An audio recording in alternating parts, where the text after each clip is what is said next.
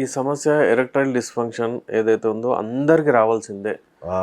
35-40 years ఈ మధ్యలోనైతే నేను 40 తర్వాత చూస్తున్నాను. ఇంతకుముందు 50 తర్వాత చూస్తుండే. అది 10 years ఇప్పుడు 90s ఉన్న వాళ్ళకు అంటే 50 తర్వాత ఈ ప్రాబ్లం వస్తుంది. ఎవరైనా సరే వస్తుంది. అప్పుడు కరెక్ట్ చేసుకుంటే మళ్ళీ పోతుంది. ఎందుకంటే 28లో హార్మోన్స్ ఎక్కువ పీక్ పైన ఉంటాయి. 28 years తర్వాత హార్మోన్స్ తగ్గుతూ వస్తాయి. 50 వరకు హార్మోన్ లెవెల్స్ చాలా తగ్గిపోతాయి. అంటే ఆల్మోస్ట్ 50% అయిపోతాయి టెస్టోస్టెరాన్ హార్మోన్స్. మరి పర్ఫార్మెన్స్ కూడా తగ్గుతుంది, అప్పుడు ఎరెక్షన్ కూడా తగ్గుతాయి. It's quite natural. నేను అలాగే చేస్తానంటే ఇట్స్ నాట్ పాసిబుల్. కానీ ఏంటంటే డైట్ మంచిగా తీసుకుంటూ మీరు హెల్తీగా ఉండొచ్చు.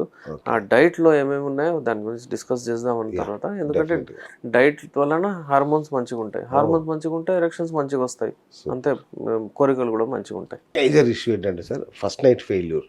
అదొక పెద్ద ట్రాజడీ. అంటే పిల్లలు అప్పుడే పెళ్ళి అవుతారు, ఫస్ట్ నైట్ ఫెయిల్ అయితే ఇక నా జీవితం అయిపోయింది అని ఒక భ్రమలో ఉంటారు.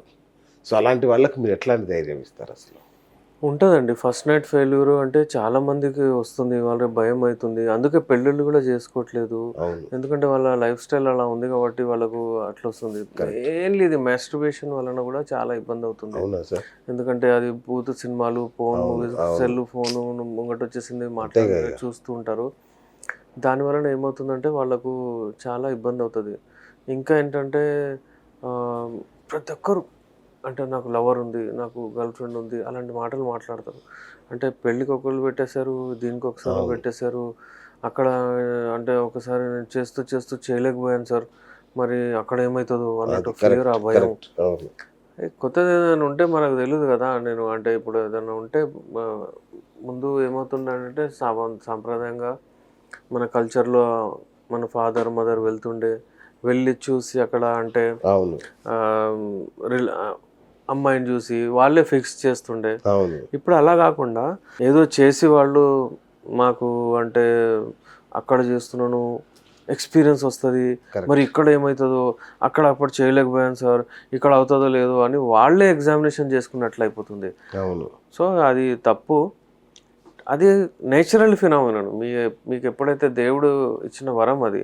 మనం ఒక కొత్త డాల్, ఒక కొత్త బండి కొన్నా కానీ ఎంత ఇష్టం మనం. ఒకవేళ అది మీకు గిఫ్ట్ ఇచ్చినట్టు దేవుడు ఇస్తాడు.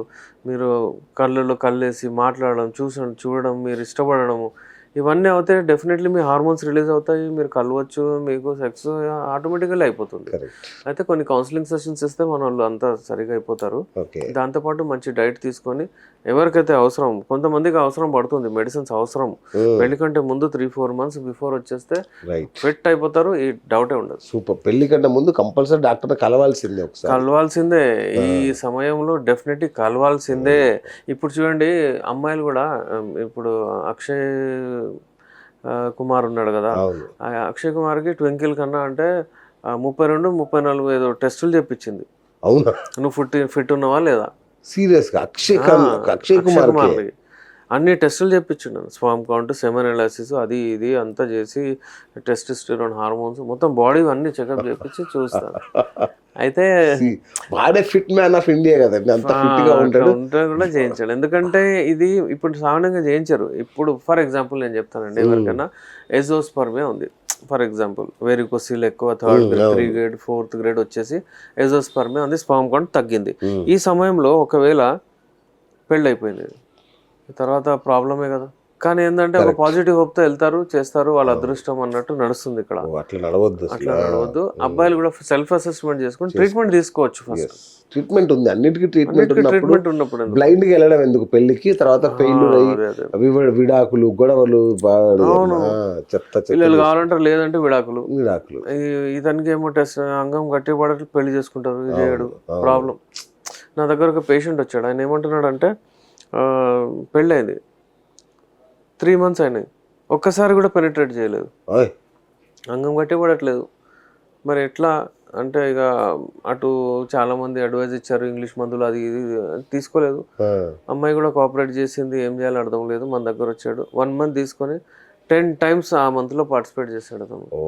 So happy. అయితే మన మెడిసిన్స్ నేచురల్ వేలో పనిచేస్తాయి, మంచిగా వస్తుంది రెస్పాన్స్. పర్టికులర్ కోర్స్ కంప్లీట్ చేసుకున్నారంటే మంచిగా ఉంటుంది. సూపర్. అట్లాగే పెర్ఫార్మెన్స్ యాంగ్జైటీ అనేది ఒకటి ఉంటుంది. సో ఈ పెర్ఫార్మెన్స్ యాంగ్జైటీలో బాడీ పాత్ర ఎంత, మైండ్ పాత్ర ఎంత? పర్ఫార్మెన్స్ యాంగ్జైటీ ఎప్పుడైనా సరే యూజువల్లీ మనకు ఒక 30-40 ఇయర్స్ తర్వాత వాళ్ళకు వస్తుంది. ఓ ఇప్పుడు పిల్లకాయలు ఎవరైతే ఉంటారో వాళ్ళు ఒకరికి ఏముండదు, ఎక్కడ పడితే అక్కడ వాళ్ళు పోతారు, జన్మని వస్తుంది, ఎరక్షన్ అంటే వాళ్ళకు రష్ ఉంటుంది, టెస్టోస్టెరాన్ బూస్ట్ అవుతుంది, రష్ ఉంటుంది, వాళ్ళు చేసుకుంటారు. కానీ ఈ పర్ఫార్మెన్స్ యాంగ్జైటీ అంటే ఒకసారి చేశారనుకోండి, ఫెయిల్ అయిపోయారు, ఏదో టెన్షన్ ఉండే ఏదో ఇలాగా చేయలేకపోయాడు, ఇక మళ్ళీ అమ్మా ఇక నేను చేస్తానో లేదో, అవుతుందో లేదో అని భయం, అది పర్ఫార్మెన్స్ యాంగ్జైటీ. అలాగే పార్ట్నర్ స్పెసిఫిక్ కూడా ఉంటుంది. ఒక జగలో పోయి మంచిగా చేస్తాడు, ఒక జగలో పోయి చేయడు, అట్లా. అయితే మైండ్ రిలేటెడే ఇది, మైండే ఎక్కువ పనిచేస్తుంది అక్కడ. బికాస్ బ్రెయిన్లో ఏదైతే సిగ్నల్స్ ఉంటాయో అదే పనిచేస్తుంది. అతను అక్కడ పోతున్నాడు మంచిగా చేస్తున్నాడు, ఇక్కడ పోతున్నా నేను చేయట్లేదు అంటే ఏంటి అర్థము? It is related to brain. అంగం దగ్గర అయితే ఏం ప్రాబ్లం లేదు, అక్కడ చేస్తున్నాడు అంతే. అయితే ఇది రిలేటెడ్ హౌ హీ టేక్స్, అది అమ్మాయి ఇట్లా అయిపోయింది నాకు ప్రాబ్లం, అరే ఎట్లా ఆ రోజు నేను చేయలేకపోయాను, సాటిస్ఫై అవ్వలేదు, అరే మూతి మీద నేను చెప్పేసింది ఇది అంగం చిన్నగా ఉంది అని, ఇలాంటి కేసెస్ వస్తాయి. నాకు సరిపోవట్లేదు అని చెప్తారు డెఫినెట్లీ. అవును, వచ్చే అబ్బాయిలు పరేషాన్ అవుతారు, అక్కడ అతని పర్ఫార్మెన్స్ పోతుంది. అదే అక్కడ మీరు చెప్పినట్లు అంటే ఇక చేయాలంటే భయం అవుతుంది అది. ఓకే, చాలా మంది ఏంటంటే పెళ్లికి ముందు మాస్టర్బేట్ చేస్తారు ఎక్కువ, ఈ హస్తప్రయోగం అనేది ఎక్కువ వేయడం వల్ల పెళ్లి తర్వాత ఒకవేళ అంటే ఫెయిల్ అవుతున్నాడు అనుకోండి, ఒకసారి ఫెయిల్ అయినా చాలా మందికి ఉండే అపోహ ఏంటంటే దానివల్లనే నా మగతనం పోయింది. ఎందుకంటే చాలామంది చెప్పి పెట్టారు అది మాస్టర్బేట్ చేస్తే నీ మగతనం పోతుందని చాలామంది చెప్పారు. సో అది మైండ్లో ఫిక్స్ అయిపోయారు చాలామంది. సో ఇట్లాంటి వాళ్ళకి ఏం చెప్తారు మీరు? చూడండి, కొంతమంది ఏంటంటే ఉట్టిగానే అదే దాంతోనే మీకు అయింది అని ఒక మిత్. అవును, అట్లా ఉండదు. కొంతమంది డాక్టర్స్ అదే హస్తప్రయోగం చేసుకోవడానికి అందుకు అయిపోయింది, మెడిసిన్ తీసుకొని లైఫ్ మొత్తం పోయిందని భయపెట్టిస్తారు. అట్లా కాదు. హస్తప్రయోగం యునాని మెడిసిన్ ఎప్పుడు ప్రమోట్ చేయదు. It is not good. నేను కూడా చెప్తాను అది. ఎవరైనా చెప్తారో అవాయిడ్ చేయడమే బెటర్. ఎవరైనా చేసుకున్నారనుకోండి, ఫర్ ఎగ్జాంపుల్, భయపడని అవసరం లేదు. It's quite natural. ఎవరైనా చేస్తారు, మీకు దానికి ట్రీట్మెంట్ ఉంది. కొంతమందికి పడదు, నరాలు కొంచెం డ్యామేజ్ అవుతాయి, ఓవర్గా చేసుకుంటారు, అతిగా చేసుకుంటారు. ఒక దినంలో నేను చూశాను 3-4 సార్లు చేసుకుంటారు. వీళ్ళకి ప్రాబ్లం అవుతుంది, వీళ్ళ నరాలు డ్యామేజ్ అవుతాయి, వీళ్ళకు అక్కడ బ్లడ్ వెజల్స్ సరిగా వెళ్ళవు, ఆ బ్లడ్ వెజల్స్లో బ్లడ్ దూసుకెళ్ళదు, వీనస్ లాక్ ఏదైతే ఉంటుందో అది ఖరాబ్ అయిపోతుంది. ఎందుకంటే బ్లడ్ పోతుంది అక్కడ. మీ యాక్ట్ కంప్లీట్ అయ్యే వరకు బ్లడ్ అక్కడే ఉండాలి.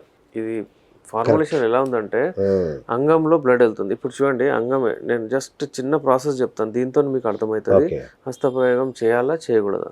ఇప్పుడు కార్పోరా స్పాంజియోస్ అనేది చాలా డెలికేట్ స్ట్రక్చర్ ఉంటుంది అంగంలో. అలాగే కార్పోరా క్యావర్నస్ అని 2 ఉంటాయి. ఇట్లా 3 స్ట్రక్చర్స్ ఉంటాయి. చిన్నగా ఉంటుంది అంగం, చిన్నగా మెత్తగా ఉన్నప్పుడు ఇవి కూడా చిన్నగా అయిపోతాయి. బట్ ఎప్పుడైతే బ్రెయిన్ నుంచి సిగ్నల్ పోతుందో అక్కడ పోగానే ఇవి బ్లడ్ దూసుకెళ్తుంది, లావ్ అయిపోతాయి. These are kind of arteries. అంటే ఇక్కడ మంచి బ్లడ్ ఉంటుంది.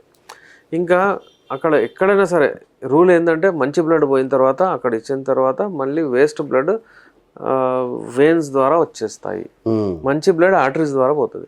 ఇప్పుడు అక్కడ పోయింది బ్లడ్, పోయిన తర్వాత దేవుడు ఏం చేస్తాడంటే అక్కడ వీనస్ లాక్ అని ఉంటుంది, ఆ లాక్ అయిపోతుంది, బ్లడ్ రాదు, అక్కడనే ఉండిపోద్ది బ్లడ్.